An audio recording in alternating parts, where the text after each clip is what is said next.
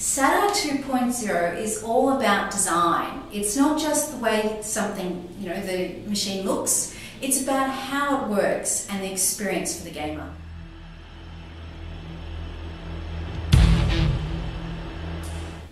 What we did was we listened to the battlefield operators all over the world and integrated their feedback into the new features for SATR 2.0. We considered the tiniest details, even as to the menus and the way they worked and the order of them. We actually brought together a team of specialists from designers to engineers to create SATR 2.0 for you. SATR 2.0 is actually the biggest change for our technology, our patented technology, since we launched in 2009.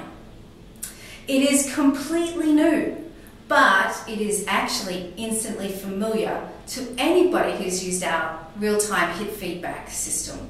Let's get straight down to it. The first thing I want to talk a bit about is some of the new features for the Domination Box. Well, the Domination Box is really important because we found that the best game for most scenario times is to actually run Domination, where you get unlimited respawns from your bases, the objectives in the middle, and everyone's fighting an arrow. But because for 2014 we wanted a better Domination Box, and here it is. So this is our Domination Box with a sticker as the says Domination on it, and it has this strip lighting on both sides, which flash to tell you which team's in control. What's really that's you, but also what's used in the software. So I take this scorpion and tag it.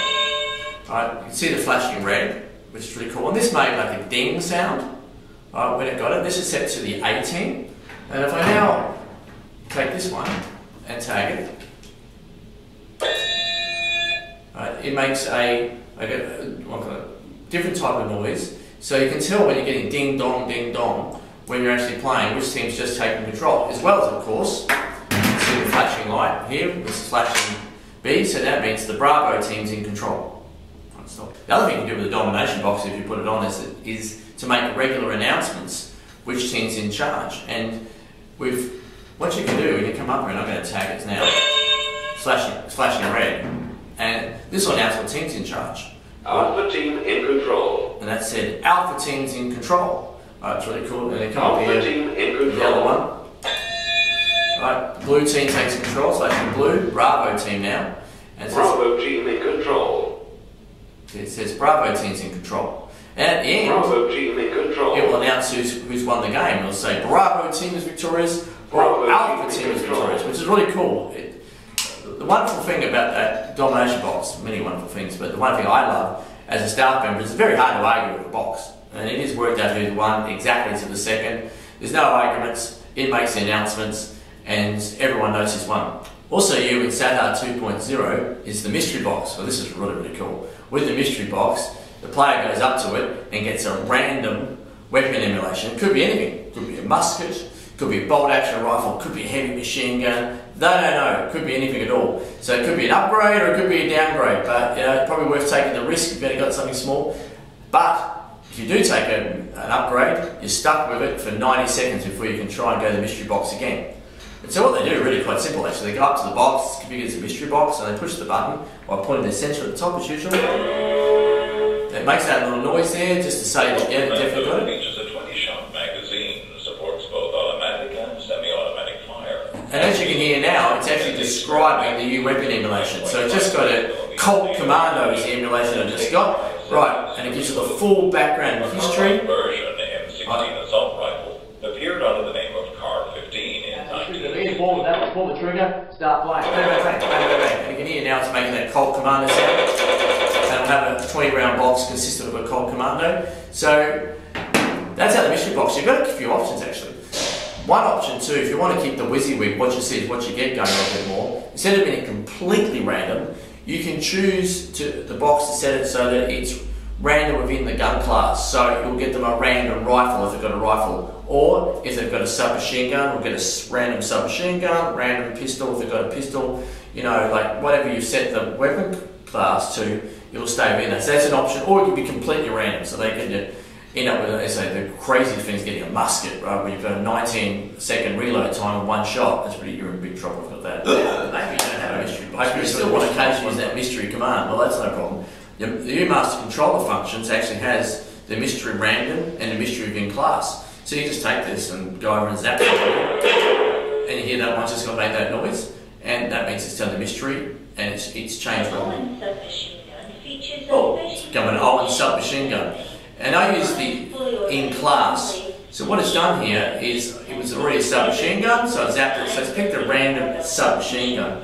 Interestingly enough, anything done by the mystery box or mystery command is in fact temporary. When you start a new game or reboot with the key, you'll get the old emulation back. So when you restart your game, you go back to the original configuration. You have to go back and fix everybody up, depending on what random thing they're in. So that particular mission, they'll get that, but then it'll restore itself. Well, the master controller actually is pretty cool now because it's got some new features, and also restructured the menu options. Previously it was a big long list of things, but as we found adding more and more features, of course, to SATR, that list was getting too long. So we've broken it up into some sub-menus now. There's some radio commands, there's testing commands, some infrared commands, and settings. Right, so they're all in there. Now on the settings side, there's a few new settings which I think people will find really useful. We certainly will be. For example, you can now set, using the master controller, all the target gaming guns to indoor outdoor mode. Right, so if you want to switch to run indoors for a while, and then now we're going to go outside. You don't have to go for every single gaming gun and change it. You just use the master controller. Zap. So that's a really handy. You can also set the language now. Right, so if you want to go, you might have a group that's turned up, and I have this, the Chinese students, they all speak Chinese Mandarin. It's really handy just to go zap, set all the Chinese Mandarin, so now the gaming guns talk to them in that language. That makes really a lot easier to operate. Yeah, look, also you can set the gun class now with the master controller. So look, if you really want everyone to be rifles, and this gives you pretty much full control. Because let's say you want everyone to have a G36 or something, so you can turn them into rifles, and then of course you've got the old set change weapons, and that will then set them to that new weapon emulation in the class. Actually, something else is new on that side, on the set change weapons, really, which could be handy for a lot of you. It now remembers your previous settings. So if you regularly use all your submachine guns like us at P90s, all our rifles G36, and all our machine guns like minimised, it will remember that between boots. So when you go out there, you just do a change weapons and it'll go bang, bang, bang, and they'll be all configured back to your last settings. So it's another little time saver of adding into SATR 2.0. Well, of course, one of the most popular things now is zombie games. We love zombie games. Zombie games are really cool, and there's some really useful features in SATR 2.0 to make the zombie games run even better than they did before. Right, so let's talk about it. One of the first things there is because you're running in apocalypse mode with the zombies.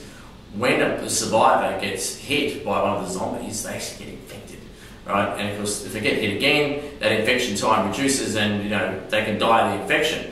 And then when they die of the infection, they turn into a zombie, right? So things get really bad. So you might actually want to cure that. So one of the objectives for the survivors in a zombie game is to be actually cure the virus. It's pretty classic. You've got to find a cure, and the other thing's you've got to find weapons and trying to get better armor and all that sort of stuff. So which we've now got support for as well. But let's now the cure. So I'm going to get this zombie's going to try and zap me. Right, brains. Yeah, so just turn that off before he does kill me completely. And I come up to my box and set up a cure box. Right, so the cure box, usual thing, come up and point at it. Right, and by doing that, I now have cured the infection. Right, so I won't die of the infection. You can have a limited number of cures. Usually like 6 cures or 10 cures, whatever you set it to as the referee at the beginning, and then they'll cure the infections, because when they run out of infections, cures, and they get infected again, well, it's no hope for them, they're going to turn into zombies. Hey, well, back on the zombies, and of course the classic thing in zombies is we need better stuff to survive the zombie apocalypse. One of those things is really useful is the body armor.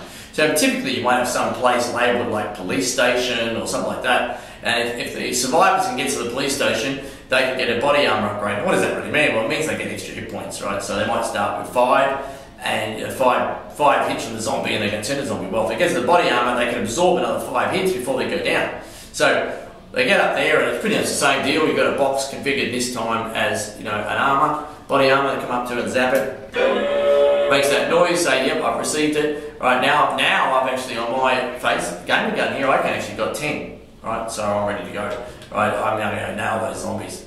Zombies, you need bigger guns. You need more ammo. We need to nail those zombies, right? So, how do we do that? Well, we need to get to the armory, and at the armory we can get an upgrade. So if the survivors get to the armory, then we can upgrade. Now, a pretty classic thing to upgrade to, of course, is the AK-47. That's what I've set this box at. This is a weapon box. So still, I like the mystery box. Mystery box is really random, you know what you're going to get. But if you want to build into your mission that they get an AK-47 or whatever you choose, when they get to a particular point, and then you might set how many, so there might be 10 AK-47s available. So the first 10 people to get up to here, get an AK-47 upgrade. That again is pretty simple. Go up to the box, point the centre of the box, and push the green button, you know. So, and see, start saying it's an AK-47, right? They know what they've got, pull the trigger, away they go. This is an important new direction for live gaming worldwide. And we invite you to experience SATR 2.0.